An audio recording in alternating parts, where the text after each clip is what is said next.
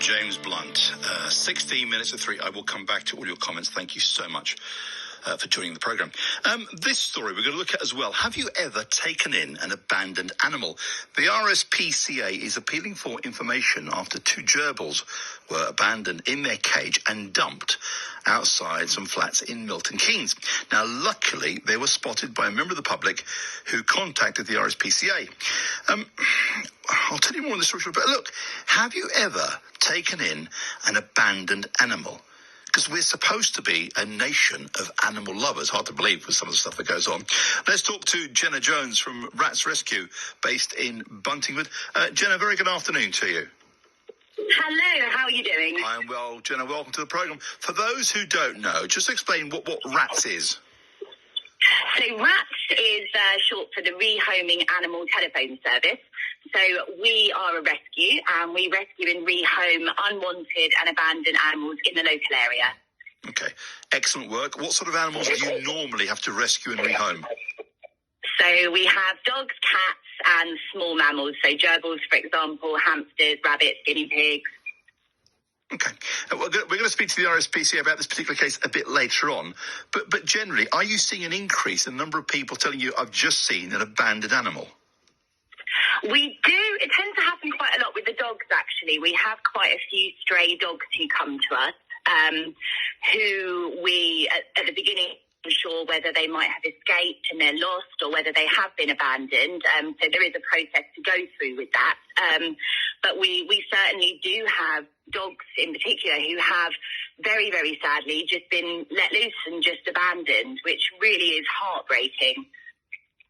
What, just released to fend for themselves? Unfortunately, yes, it does happen, and it does happen quite often. As a rescue, we completely understand and appreciate that sometimes things don't work out and that people do unfortunately need to rehome their animals. And, what I would like to make really clear is that we're very, very non-judgmental. We're happy to support owners who are struggling in any way that they can. So there's no excuse to just abandon an animal. Please call us if you are struggling and we can help you. Jenna, look, I agree with you. No one's going to be judgmental, because things change, situations change. Maybe you take an animal on board, a pet on board, then it becomes too much, or your life circumstances change, or you find it for a ride, you can find it too expensive. Things happen. But there are lots of great people like you and charities across the country, around the world, who will take in these animals. They don't have to suffer.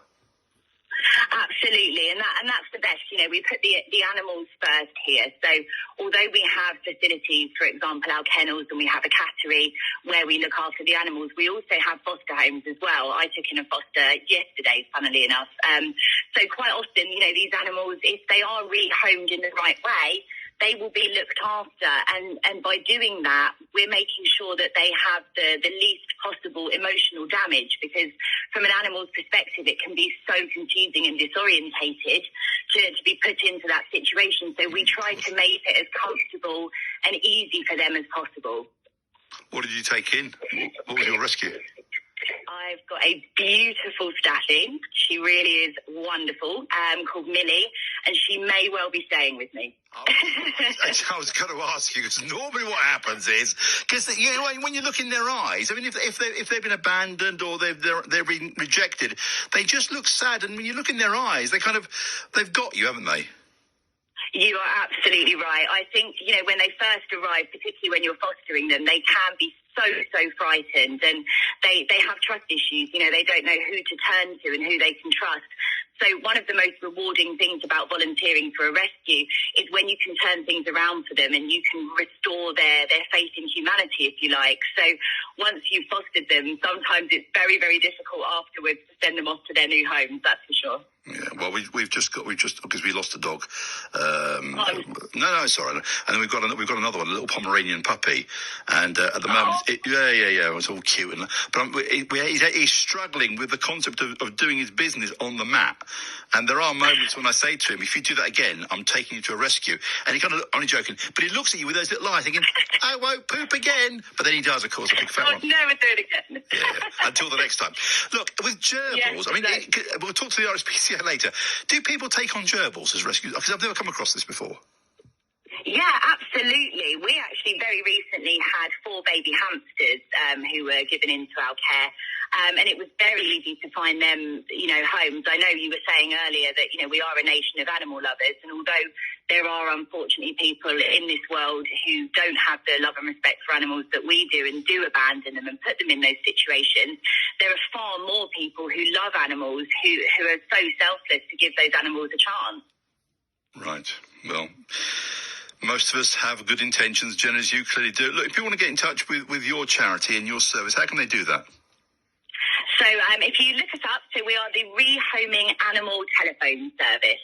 So it's www.rats-animalrescue.co.uk. We also have a Facebook page and Instagram as well. Okay, well, good luck with Millie, Jenna. And look, funding-wise, you probably raise all your own money, don't you?